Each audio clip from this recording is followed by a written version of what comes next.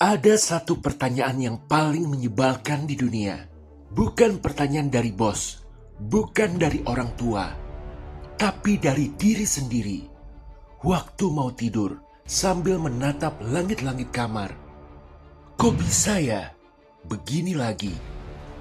Keuangan yang sudah mulai baik, tiba-tiba tidak ada duit lagi. Hubungan yang sudah bagus, retak lagi. Kebiasaan buruk yang sudah ditinggalkan, kembali dilakukan lagi. Dan yang paling menyesakkan, kita bukanlah tipe orang yang tidak berusaha. Kita sudah doa, kita sudah belajar, usaha, kita bahkan sudah merendahkan hati minta tolong. Tapi keadaan pada akhirnya juga tidak ada yang berubah. Kamu mungkin menyebutnya nasib atau takdir atau, dan ini yang paling sakit, kamu mulai berpikir, mungkin memang aku yang sudah rusak. Berhenti berpikir seperti itu. Karena sebenarnya, kegelisahan yang kamu rasakan detik ini adalah tanda bahwa Roh Kudus sedang menginterupsi hidupmu. Dia sedang bekerja menghancurkan pola sial yang memenjarakanmu selama ini. Tapi, cara dia bekerja sering tidak terasa seperti berkat. Kadang, justru terasa seperti cobaan yang sangat berat. Namun sebelum kita bedah 3 tanda rahasia itu, kita perlu jawab dulu satu pertanyaan besar ini. Kenapa lubangnya harus selalu sama? Bayangkan kamu main catur dan lawanmu setiap ronde tanpa gagal selalu membuka permainan dengan gerakan yang persis sama. Ronde pertama, kamu kalah. Oke, baru pertama. Ronde kedua, kamu kalah lagi. Mulai curiga. Ronde ketiga, dan kamu sadar lawanmu hanya tahu satu gerakan. Ini bukti bahwa lawanmu miskin strategi. Alkitab bicara soal ini dengan cara yang sangat jujur. Di Wahyu 12 ayat 12 ada kalimat yang sering kita lewatkan begitu aja. Iblis turun dalam geramnya yang dahsyat karena ia tahu bahwa waktunya hanya sedikit. Perhatikan kata itu. Waktunya hanya sedikit. Iblis sedang terburu-buru. Dia tidak punya waktu untuk merancang strategi baru untukmu. Itu sebabnya pola serangan yang dia pakai terhadapmu hari ini adalah pola yang sama dengan 10 tahun yang lalu. Keuangan jebol dari arah yang sama karena dia tahu kamu lemah di sana.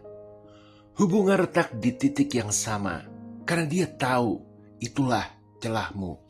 Kebiasaan buruk kembali dari pintu yang sama karena dia belum perlu mencoba pintu lain.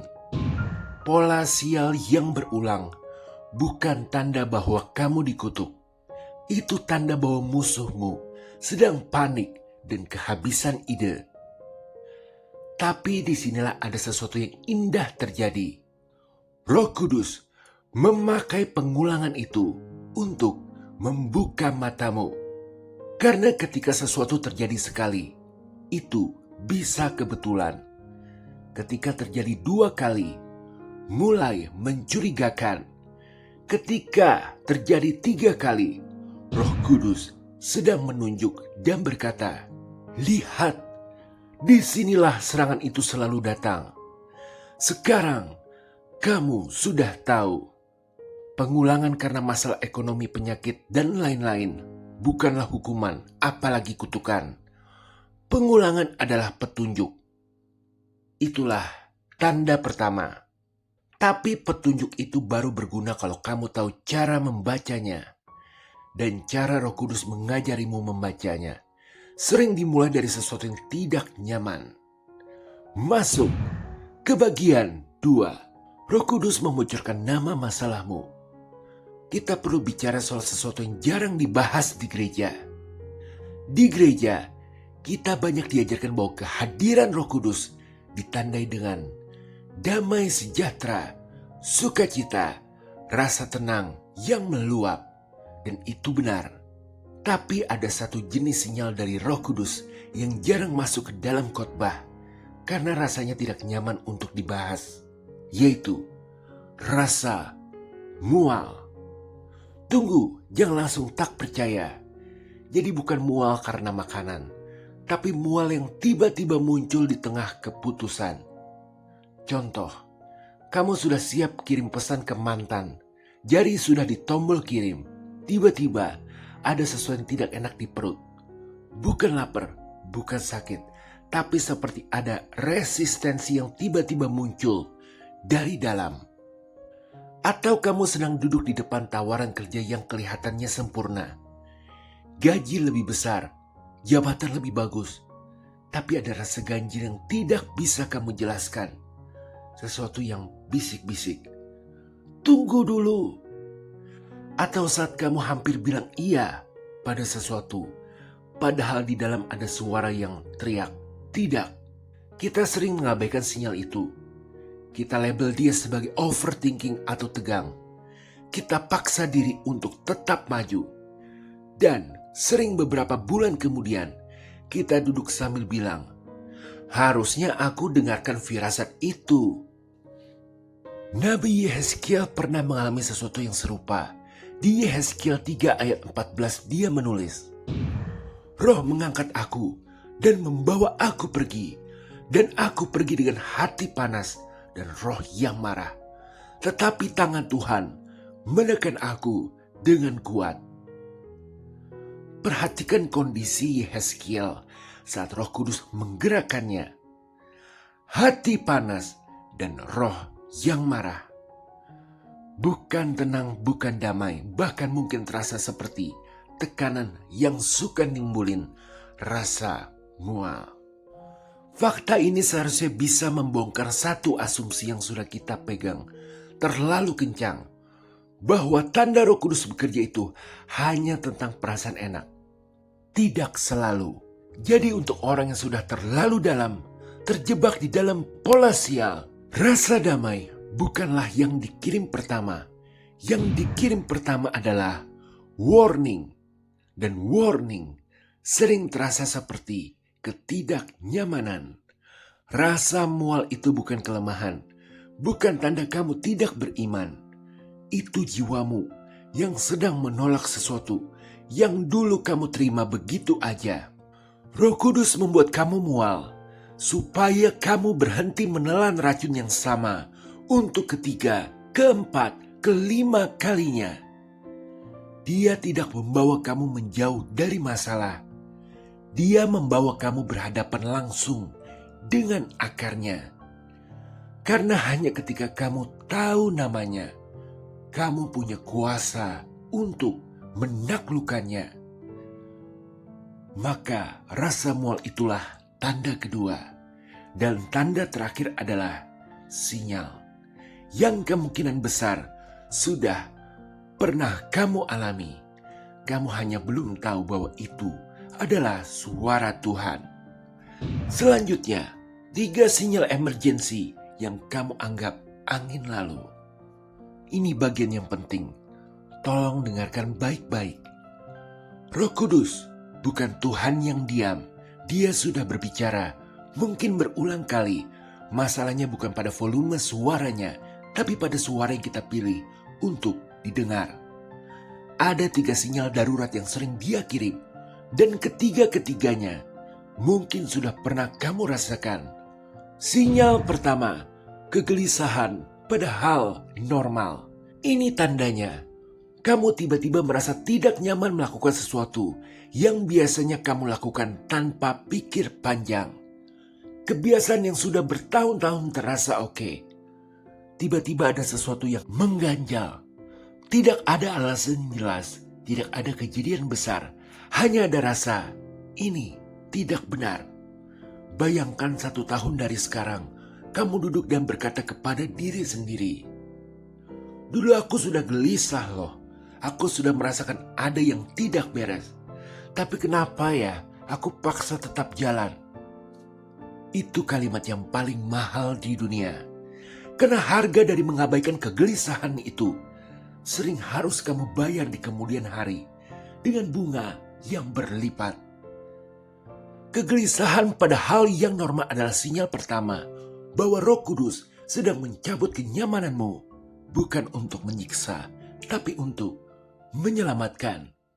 Sinyal kedua, suara cermin dari orang. Ini yang lebih susah untuk diterima. Dalam satu minggu, 2 atau 3 orang berbeda yang mungkin tidak saling kenal dari konteks hidup yang berbeda mengatakan hal yang sama tentang dirimu. Mungkin soal sikapmu, mungkin soal keputusanmu, mungkin soal pola yang mereka lihat dari luar tapi tidak kamu sadari dari dalam. Dan reaksi pertamamu, defensif, marah, merasa diserang. Siapa mereka yang menghakimiku? Bayangkan 1 tahun dari sekarang, kamu akhirnya sadar bahwa 3 orang itu sudah benar, bahwa mereka melihat sesuatu yang kamu tidak mau lihat, dan kamu menyesal karena pada saat itu kamu memilih untuk marah daripada mendengar. Roh Kudus meminjam mulut orang-orang itu karena kamu tidak mau mendengar suaranya secara langsung.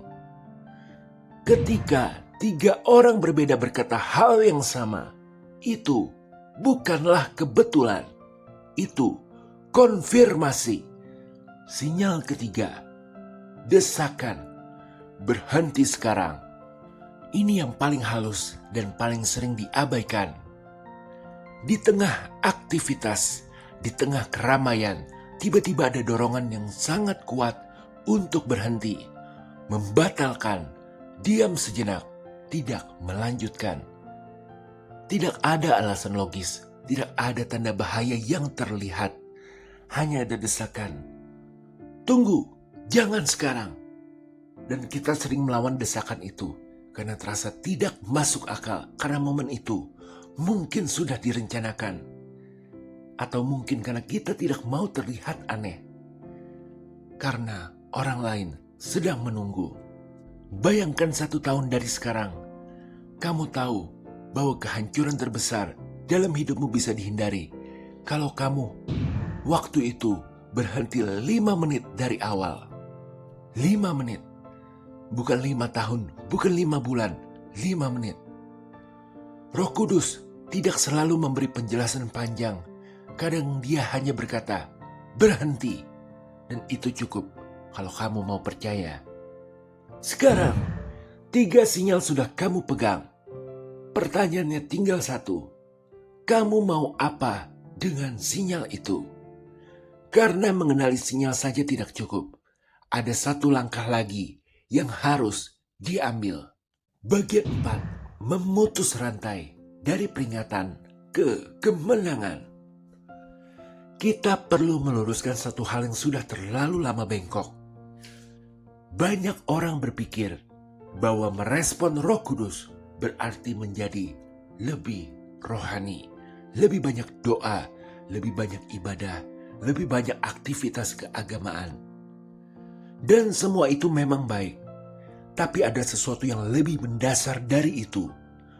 Merespon Roh Kudus pertama-tama adalah soal menjadi orang yang percaya. Paulus menulis sesuatu yang sangat tajam di 2 Korintus 7 ayat 10. Dia berkata, duka cita menurut kehendak Allah menghasilkan pertobatan yang membawa keselamatan dan tidak akan disesalkan. Tetapi duka cita yang dari dunia menghasilkan kematian. Paulus membedakan 2 jenis rasa bersalah. 2 jenis duka cita. Yang pertama, duka cita ilahi. Ini terasa seperti rasa bersalah yang konstruktif, yang menggerakkanmu ke arah yang benar, yang membuat kamu bangkit, berbalik, dan melangkah maju. Ini adalah tanda Roh Kudus sedang bekerja. Yang kedua, duka cita duniawi. Ini terasa seperti rasa bersalah yang menghancurkan, yang membuatmu merasa tidak layak, tidak berguna, tidak bisa berubah, yang menguras energimu tanpa menggerakkan kakimu. Ini adalah jebakan musuh. Hari ini, kamu bisa membedakan keduanya. Roh Kudus memberi rasa bersalah yang sehat supaya kamu bangkit. Iblis memberi rasa bersalah yang palsu supaya kamu diam dan mati perlahan. Jadi, ketika kamu merasakan sinyal-sinyal itu, kegelisahan, suara dari orang luar, desakan untuk berhenti, langkah pertamamu bukan panik.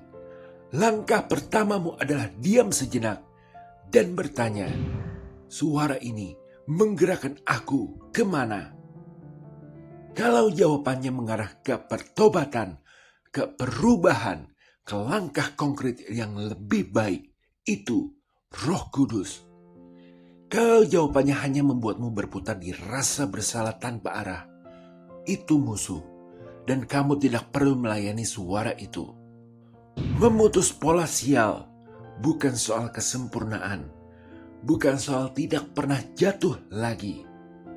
Ini soal satu keputusan sederhana. Kali ini, aku mau mendengarkan. Kali ini, saat sinyal itu muncul, aku tidak akan mengabaikannya. Kali ini, saat 3 orang berkata hal yang sama, aku akan duduk dan benar-benar memikirkannya. Kali ini, saat ada desakan untuk berhenti, aku akan berhenti.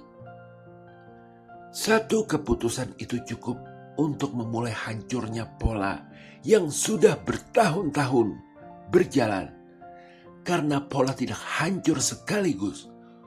Pola hancur dimulai dari satu momen ketika kamu memilih untuk merespon. Dan momen itu bisa dimulai di hari ini juga. Sebagai pengingat, jadi kita sudah bicara soal 3 tanda bahwa Roh Kudus sedang aktif menghancurkan pola sial dalam hidupmu. 1. Pengulangan yang kamu rasakan bukan kutukan, itu petunjuk. Musuhmu hanya punya satu trik karena dia sedang kehabisan waktu. 2. Rasa tidak nyaman, rasa mual, rasa ganjil, itu bukan kelemahan.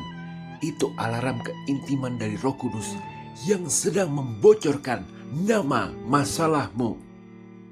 3. 3 sinyal darurat sudah pernah dikirim. Kegelisahan pada hal normal, suara cermin dari orang luar, desakan untuk berhenti. Dan sekarang, kamu tahu cara membacanya. Sebelum video ini ditutup, saya mau tanya satu pertanyaan sederhana. 3 tanda, termasuk sinyal mana, yang sedang berbunyi di hatimu sekarang? Bukan setahun lalu, bukan besok, sekarang. Kalau ada, jangan tunda. Bukan karena kamu harus langsung punya semua jawaban, tapi karena Roh Kudus sudah memulai pekerjaannya dan dia hanya butuh satu hal dari kamu, kesediaan untuk mendengar.